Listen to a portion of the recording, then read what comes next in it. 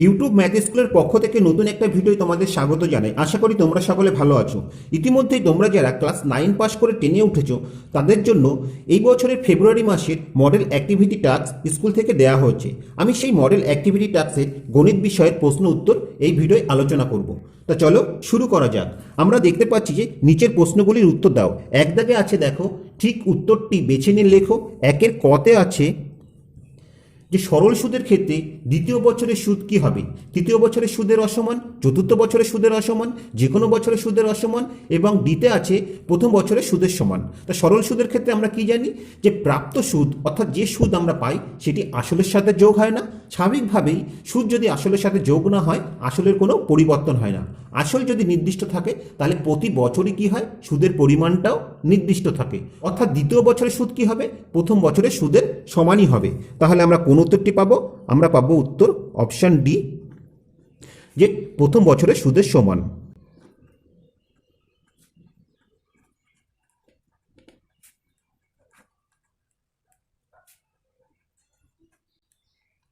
এবার খদাগেটা লক্ষ্য করো। খদাগে কি আছে? খদাগে আমরা দেখতে পাচ্ছি কোনো মূলধন বার্ষিক একই সরল সুদের হারে এক বছরে 120 টাকা এবং 2 বছরে 140 টাকা হলে মূলধনের পরিমাণ কত হবে আমাদের বের করতে হবে। তো একটা জিনিস লক্ষ্য করো, এখানে এক বছরে পেয়েছে 120 টাকা, 2 বছরে পেয়েছে 140 টাকা, অর্থাৎ 120 টাকা থেকে 140 টাকা হয়েছে। এই টাকাটা বেড়ে যাওয়ার কারণ কি? এই টাকাটা বেড়ে যাওয়ার কারণ হচ্ছে ওই এক বছরের সুদটা বেড়ে গেছে। স্বাভাবিকভাবেই 140 থেকে যদি আমরা 120 বিয়োগ করে দিই তাহলে আমরা সুদের পরিমাণ পেয়ে যাব। তাই আমরা এখান থেকে লিখতে পারি যে এক বছরের সুদ সমান কি হবে? সুদ সমান হবে 140 বিয়োগ 120 সমান 20 টাকা। তা আগের অঙ্কটাই আমরা কি দেখলাম? সরল সুদের ক্ষেত্রে প্রতি বছরই সুদ সমান থাকে, তাই না? অর্থাৎ প্রথম বছরের সুদও কিন্তু সে 20 টাকা পেয়েছিল। তা প্রথম বছরে টাকার পরিমাণ কত ছিল? 120 টাকা। তার মধ্যে সুদ কত ছিল? তার মধ্যে সুদ ছিল হচ্ছে 20 টাকা। অতএব 120 থেকে যদি আমরা এই সুদ 20 টাকা বাদ দিই তাহলে আমরা আসল কত পেয়ে যাব? 120 বিয়োগ 20 সমান আমরা পাবো 100 টাকা হচ্ছে আসল। কেমন? তাহলে আমরা কোন উত্তরটি পাচ্ছি? আমরা পাচ্ছি অপশান ডি, 100 টাকা। আশা করি অঙ্কটি তোমরা বুঝতে পেরেছ। এবার গদাগেটা লক্ষ্য করো। গদাগে কি আছে? গদাগে আমরা দেখতে পাচ্ছি বার্ষিক P% সরল সুদের হারে পি টাকার এক বছরের সুদ কি হবে আমাদের বের করতে হবে। তো এক্ষেত্রে সুদ নির্ণয়ের যে সূত্রটি আমরা জানি সেটি কি? সেটি হচ্ছে আই সমান PRT বাই 100। তাহলে এখানে আমরা লিখে নিলাম, আমরা জানি আই সমান PRT বাই 100, যেখানে এই আই সমান কি? আই সমান হচ্ছে মোট সুদ, পি সমান আসল, আর সমান বার্ষিক শতকরা সুদের হার,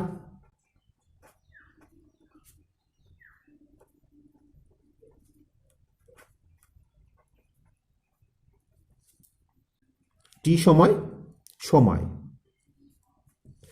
এবার দেখো এখানে আমাদের সুদ আয়ের মানটা বের করতে হবে। তাহলে এক্ষেত্রে আমরা আয়ের জায়গায় আয় রাখছি এবং আসল কত বলা আছে অঙ্কে? আসল পি টাকায় বলা আছে, তাহলে এখানে আমরা পি রেখে দিলাম ইন্টু আর কত? দেখো সুদের হার বলা আছে P%, তাহলে আর এর জায়গায় আমরা পি বসালাম এবং সময় কত? 1 বছর, তাহলে এখানে আমরা 1 দিয়ে দিলাম, নিচে আছে 100, তাহলে এত টাকা।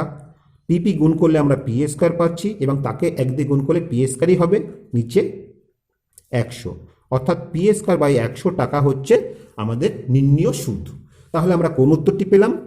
আমরা পেলাম অপশান সি, PA² বাই 100 টাকা। এবার দুই দাগেরগুলো লক্ষ্য করো। দুই দাগে কি আছে দেখো। দুই দাগে আমরা দেখতে পাচ্ছি সত্য মিথ্যা লেখো। দুইয়ের কতে কি আছে? দুইয়ের কতে আছে যে বার্ষিক R/2% সরল সুদের হারে 2x টাকার টি বছরের সুদ আসল 2x প্লাস XRT বাই 100 টাকা হবে। তাহলে এটি আমরা প্রথমে যাচাই করি। তা টি বছরের সুদ আসল বের করার জন্য আমরা প্রথমে টি বছরের সুদটা বের করে নেব। আমরা সুদ বের করার যে সূত্রটি জানি সেটি কি? সেটি হচ্ছে আই সমান PRT বাই 100। তা এখানে তোমরা জানো পি হচ্ছে আসল, আর হচ্ছে সুদের হার, টি হচ্ছে সময়। তা এখানে আমরা মানগুলি বসিয়ে দিচ্ছি। এখানে দেখো আসল কত, আসল এখানে বলা আছে পির জায়গায় 2x টাকা, তাহলে পির জায়গায় আমরা 2x বসিয়ে দিলাম, ইন্টু আর হচ্ছে সুদের হার সেটি বলা আছে বড় হাতের R/2, ইন্টু সময় কত, টি বছরই আছে, তাহলে এখানে আমরা টি বসিয়ে দিলাম, নিচে কত আছে 100 আছে। তা দেখো এই দুই কেটে গেল, উপরে আমরা কি পেলাম, উপরে আমরা পেলাম XRT আর নিচে 100, এত টাকা হচ্ছে সুদ টি বছরের।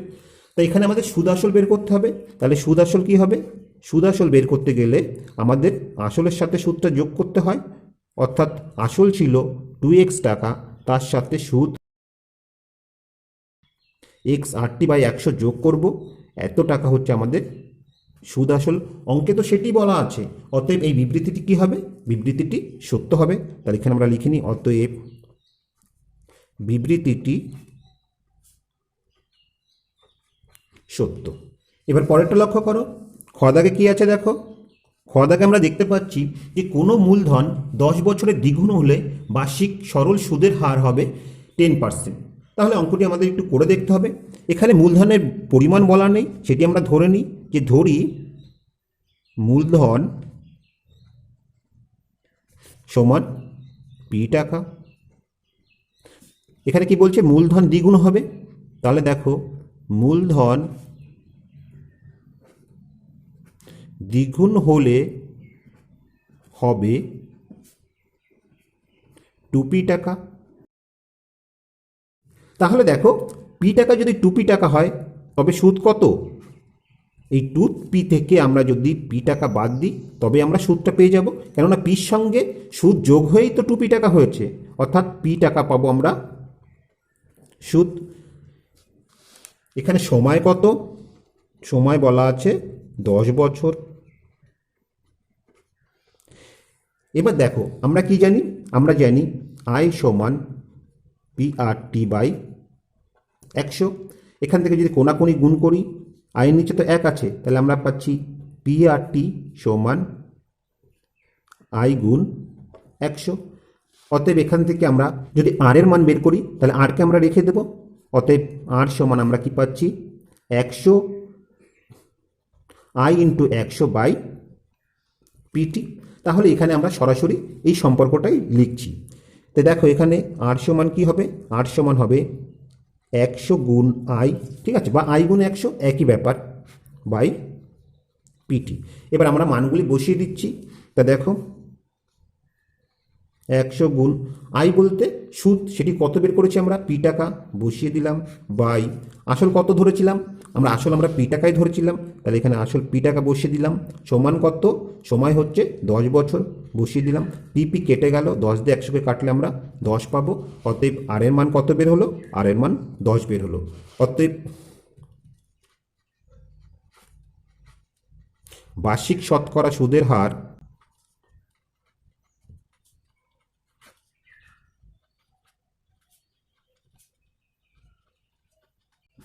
10 টাকা। তাহলে দেখো যে বিবৃতিটি দেওয়া আছে, বিবৃতিটি কি, বিবৃতিটি সত্য। আমরা যেহেতু এখানে শতকরা কথাটা লিখেছি তার জন্য এখানে পার্সেন্ট চিহ্নটা দিলাম না, তাহলে এখানে আমরা লিখে নিই, অতএব বিবৃতিটি সত্য। তা দেখো এক্ষেত্রে তোমাদের একটা কথা বলে রাখি, এইরকম যে অঙ্কগুলি থাকে যে মূলধনের পরিমাণ দ্বিগুণ হবে, এই দ্বিগুণের অঙ্কগুলি যদি সময় দেওয়া থাকে তাহলে সুদের হার বের করার জন্য আমরা 100কে সময় দিয়ে ভাগ করে দেব, তাহলে সুদের হার পেয়ে যাব। ঠিক উল্টোটা, যদি সুদের হার দেওয়া থাকে এবং সময় বের করতে বলে, সেক্ষেত্রে 100কে আমরা সুদের হার দিয়ে ভাগ করলেই কিন্তু আমরা সময় পেয়ে যাব। যেমন দেখো এখানে যে অঙ্কটি ছিল, অঙ্কটিতে কি সময় আমাদের 10 বছর দেওয়া ছিল, আমাদের সুদের হার বের করতে বলেছে, তাহলে স্বাভাবিকভাবেই আমরা 100কে যদি 10 দিয়ে ভাগ করে দিই আমরা সুদের হার 10% পেয়ে যাব। এর জন্য অঙ্কটি কিন্তু এতটা ডিটেলস করার দরকার নেই, যেহেতু এটি এমসিকিউ অঙ্ক বা সত্য মিথ্যা লিখতে হবে, এই জন্য তোমাদের বিস্তারিত করে দেখানোর দরকার নেই, তোমরা শুধু এইভাবে বের করে দিতে পারবে। কেমন, ঠিক একইভাবে দেখো যদি সুদের হার উল্লেখ করা থাকতো তাহলে সময় বের করার জন্য কি করতে হবে, এই 100কে সুদের হার দিয়ে ভাগ করতে হবে, আমরা সময় পেয়ে যাব। আশা করি ব্যাপারটি তোমরা বুঝতে পেরেছো। এবার গদাগেরটা লক্ষ্য করো, গদাগে কি আছে, গদাগে আমরা দেখতে পাচ্ছি যে বার্ষিক R% হার সরল সুদে x টাকার টি বছরের সুদ I টাকা হলে XRT সমান 100I। তাহলে সুদ নির্ণয়ের যে সূত্রটি আমরা জানি সেটি কি, I সমান PRT/100। এখানে দেখো I হচ্ছে সুদ, এখানে আয়ের জায়গায় আই আছে, পি হচ্ছে আসল, আসলের জায়গায় কত বলা আছে এক্স টাকা, তাহলে এখানে আমরা বসাতে পারি আই সমান এক্স ইন্টু আর হচ্ছে সুদের হার কত বলা আছে ক্যাপিটাল আর বসিয়ে দিলাম, ইন্টু টি হচ্ছে সময় কি বলা আছে ক্যাপিটাল টি বসিয়ে দিলাম বাই 100। এবার দেখো এখান থেকে যদি আমরা কোনাকুনি গুণ করি, আয়ের নিচে তো 1 আছে, তাহলে আমরা কি পাবো, আমরা পাবো এক্স আর টি সমান, এখানে দেখো 100 দিয়ে আইকে গুণ করলে 100 আই, অর্থাৎ যে বিবৃতিটি দেওয়া আছে বিবৃতিটি কি সত্য হবে। তাহলে আমরা এখানে লিখে নিই যে বিবৃতিটি সত্য। এবার 3 দাগেরগুলো লক্ষ্য করো, 3 দাগে কি আছে দেখো, 3-এর কতে আমরা দেখতে পাচ্ছি যে শতকরা বার্ষিক সরল সুদের হার 8% হলে কোনো টাকার কত বছরের সুদ আসলের 8/25 হবে তা নির্ণয় করি। তাহলে দেখো এখানে টাকার পরিমাণ কিন্তু বলে দেওয়া নেই, স্বাভাবিকভাবে আমাদের টাকার পরিমাণটাকে ধরে নিতে হবে।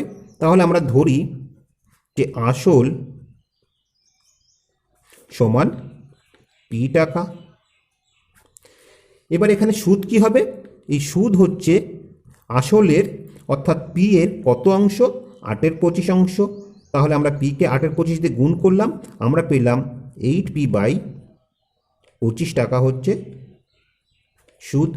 এবার এখানে কি বলেছে সুদের হার, তাহলে দেখো সুদের হার কত বলা আছে, সুদের হার বলা আছে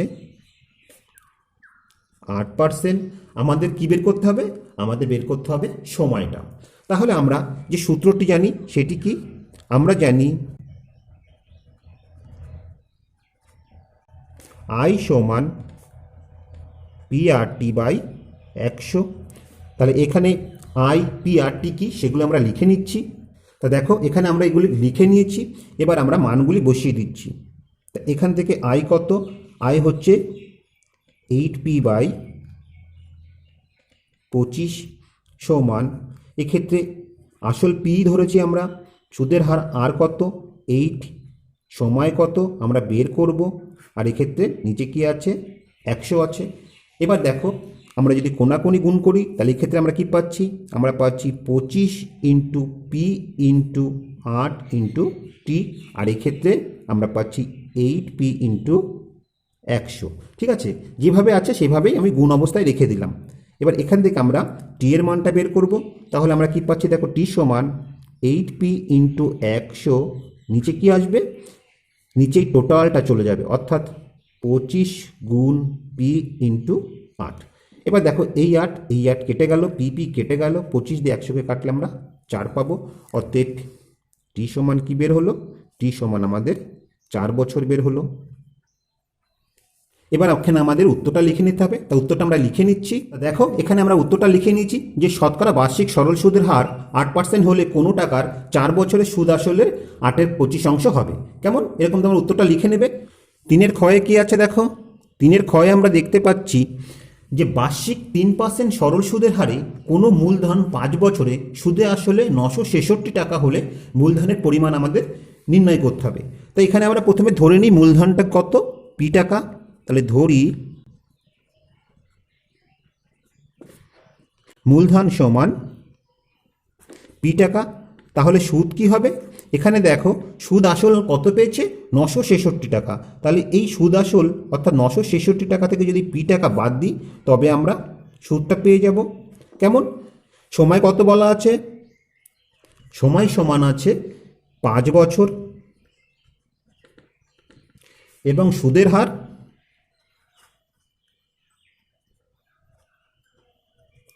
সমান বলা আছে 3%। তাহলে আমরা কি জানি, আমরা জানি আই সমান PRT/100, যেখানে আই PRT কি সেগুলি আমরা এখানে লিখে নিচ্ছি। তো দেখো সেগুলি আমরা লিখে নিয়েছি, এবার আমরা মানগুলি বসাচ্ছি। তাহলে এখান থেকে আমরা কি বসাতে পারি, সুদ কত, সুদ হচ্ছে 966 মাইনাস পি সমান, আসল আমরা পি টাকাই ধরেছি, সুদের হার কত 3, সময় 5 বছর, নিচে কি আছে 100 আছে। এবার দেখো 5 দিয়ে এখানে 100কে কাটলে আমরা 20 পাচ্ছি।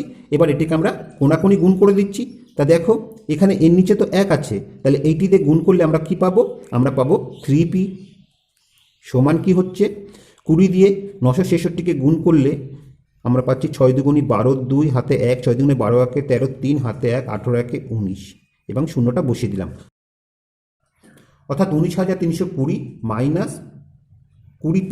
এবার এই 20pকে সমান চিহ্নের এপাশে নিয়ে আসবো,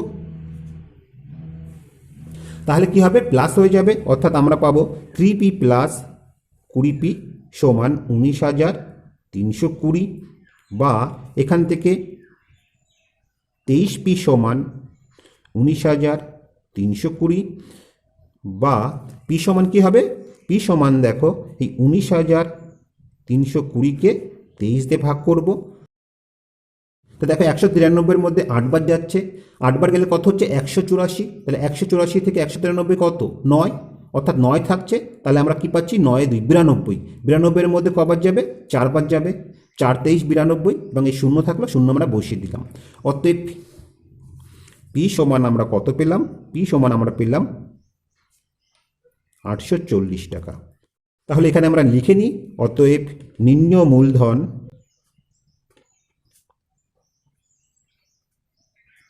সমান 840 টাকা। এবার চারের ক দাগেরটা লক্ষ্য করো। চারের কতে কি আছে? চারের কতে আমরা দেখতে পাচ্ছি একই সময়ে এ ব্যাংকে 4,000 টাকা এবং বি পোস্ট অফিসে 4,000 টাকা রাখে। 4 বছর পর তারা সুদসহ যথাক্রমে 4,640 টাকা ও 4,800 টাকা ফেরত পান। ব্যাংক ও পোস্ট অফিসে বার্ষিক শতকরা সরল সুদের হারের অনুপাত নির্ণয় করো। তাহলে দেখো এক্ষেত্রে এ ব্যাংকে রেখেছে আর বি পোস্ট অফিসে রেখেছে। তাহলে প্রথমে আমরা ব্যাংকের ক্ষেত্রে সরল সুদের হারটা বের করি। তাহলে এখানে আমরা লিখে নিই, দেখো ব্যাংকের ক্ষেত্রে আসল কত, অর্থাৎ যেটি ব্যাংকে রেখেছে সেই আসল সমান আমরা পি ধরলাম, আমরা পেলাম 4,000 টাকা। সুদ আয় সমান কি হবে?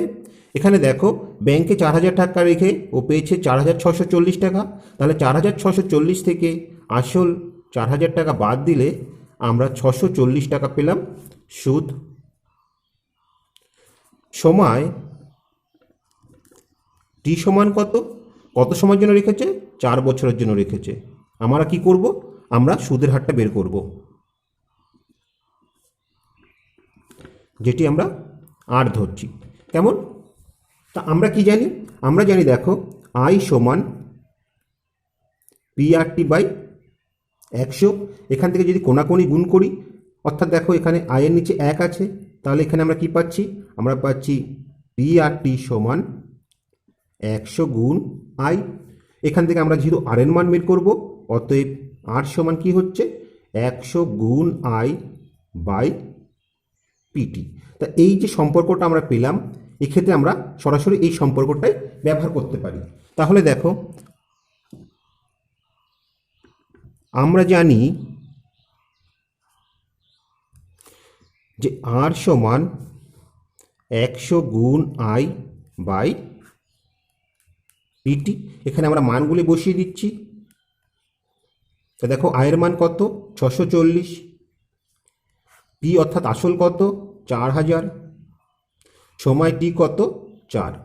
এবার এখান থেকে এই শূন্য এই শূন্য এই শূন্য এই শূন্য এই শূন্য এই শূন্য কেটে গেল। 4 দিয়ে 64কে কাটলে আমরা 16 পাবো, 4 এবং 64। এবার দেখো 4 4 কেটে গেলে আমরা 4 পেলাম। অর্থাৎ প্রথম ক্ষেত্রে ব্যাংকে আমরা সুদ কত পেলাম? আমরা 4 পেলাম।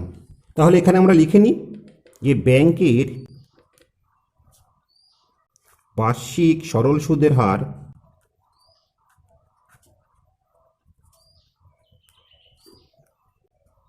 4%। এবার আমরা পোস্ট অফিসেরটা বের করছি। তাহলে দেখো পোস্ট অফিসের ক্ষেত্রে কি পাচ্ছি?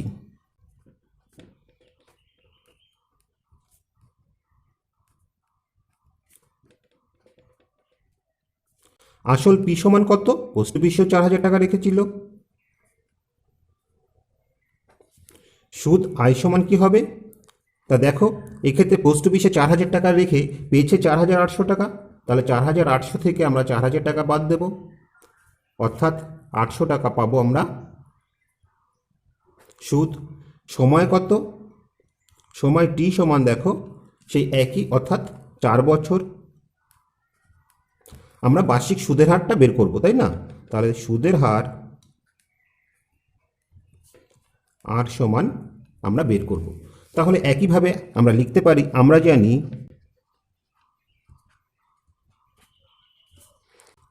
যে আর সমান 100 গুণ আই বাই পিটি।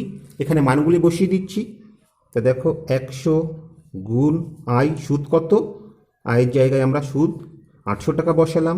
পি হচ্ছে আসল 4000 টাকা, টি হচ্ছে সময় 4 বছর।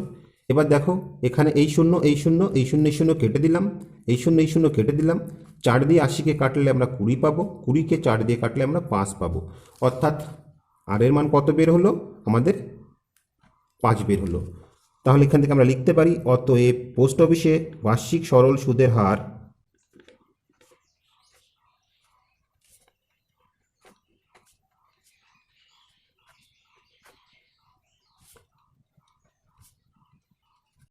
%5। তাহলে দেখো এই দুটি সুদের আমাদের অনুপাত বের করতে হবে। তাহলে এখানে আমরা লিখে নিই, অতএব ব্যাংক ও পোস্ট অফিসের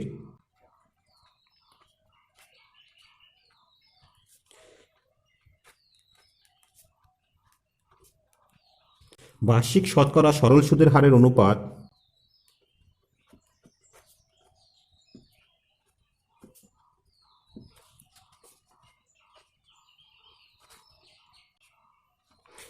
ব্যাংকের ক্ষেত্রে কত ছিল? 4, এবং পোস্ট অফিসের ক্ষেত্রে আমরা কত পেলাম? 5।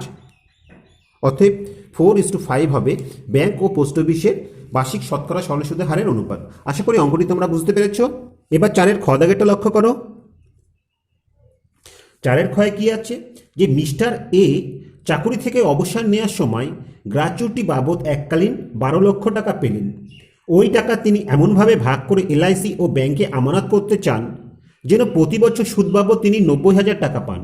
যদি এলআইসি ও ব্যাংকের বার্ষিক সরল সুদের হার যথাক্রমে 8% ও 7% হয়, তবে তিনি কোথায় কত টাকা রেখেছেন?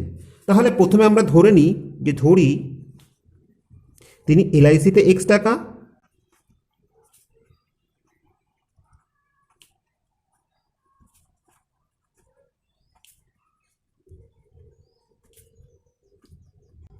এবং পোস্ট অফিসে বাদবাকি টাকাটা রেখেছে।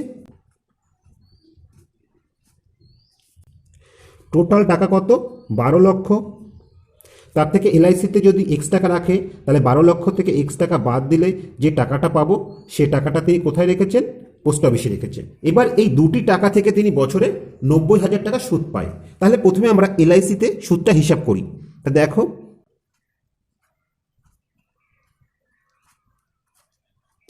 এলআইসিতে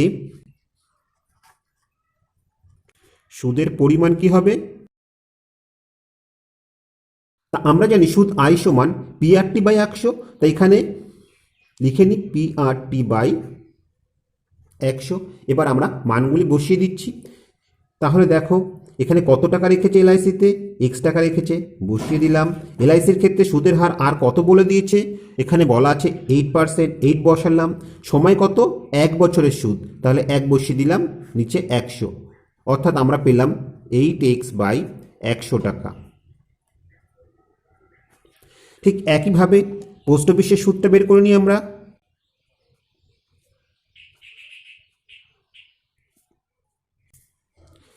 পোস্ট অফিসের ক্ষেত্রে দেখো একইভাবে আমরা পিআরটি বাই 100 লিখে নিলাম। এবার এখানে পি কত? আসল হচ্ছে 12 লক্ষ বিয়োগ X, তাহলে এখানে আমরা বসিয়ে দিলাম। পোস্ট অফিসের সুদের হার কত? 7, বসিয়ে দিলাম। সময় 1 বছর, আর নিচে 100। তা দেখো 1 দিয়ে 7কে গুণ করলে 7 পাবো। এবার 7 দিয়ে ব্র্যাকেটের মধ্যেটাকে গুণ করছি। 7 বারং কত? 84। অর্থাৎ 12 লক্ষকে 7 দিয়ে গুণ করলে আমরা 84 লক্ষ পেলাম, বিয়োগ 7 দিয়ে Xকে গুণ করলে আমরা 7X পেলাম, নিচে 100। তাহলে এত টাকা হচ্ছে পোস্ট অফিসের সুদ, আর এত টাকা হচ্ছে এলআইসির সুদ। তাহলে এই দুটি সুদের পরিমাণই তো 90,000 টাকা। তাহলে এখান থেকে আমরা লিখতে পারি যে শর্ত অনুসারে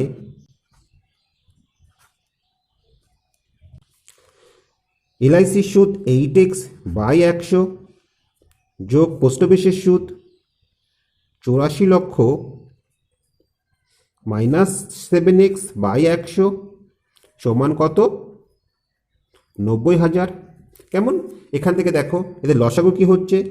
লসাগু পাচ্ছি আমরা 100।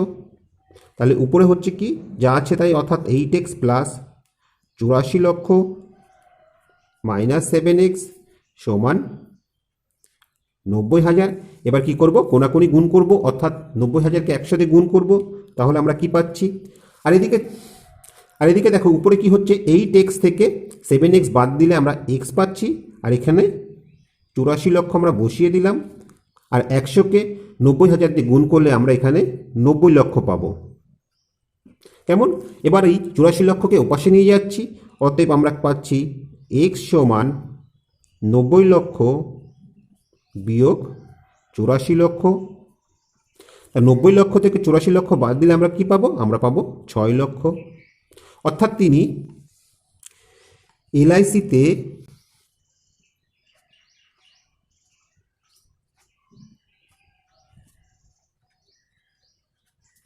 ৳6,00,000 এবং পোস্ট অফিসে 12 লক্ষ বিয়োগ 6 লক্ষ সমান 6 লক্ষ টাকা রাখেন। আশা করি অঙ্কটি তোমরা বুঝতে পেরেছো। তা এই অঙ্কটির সাথে সাথেই অ্যাক্টিভিটি টাস্কের সমস্ত অঙ্কগুলি আমরা কমপ্লিট করলাম। আশা করি ভিডিওটি তোমাদের ভালো লেগেছে। ভিডিওটি যদি তোমাদের ভালো লেগে থাকে অবশ্যই লাইক, কমেন্ট ও শেয়ার করবে। আর এই চ্যানেলে তোমরা যদি নতুন হয়ে থাকো তা প্লিজ সাবস্ক্রাইব করে নেবে ও তার পাশাপাশি বেল বাটনটি ক্লিক করবে, কারণ আমরা যখনই কোনো নতুন ভিডিও আপলোড করবো তার নোটিফিকেশনটা সঙ্গে সঙ্গে তোমাদের কাছে পৌঁছে যাবে। আর তোমরা যদি অলরেডি সাবস্ক্রাইব করে থাকো তাহলে তোমাদের অসংখ্য ধন্যবাদ। তো আজ আর নয়, আবার দেখা হবে পরবর্তী কোনো ভিডিওতে। ততক্ষণ পর্যন্ত ভালো থেকো, সুস্থ থেকো এই কামনায় ভিডিওটি এখানেই শেষ করছি।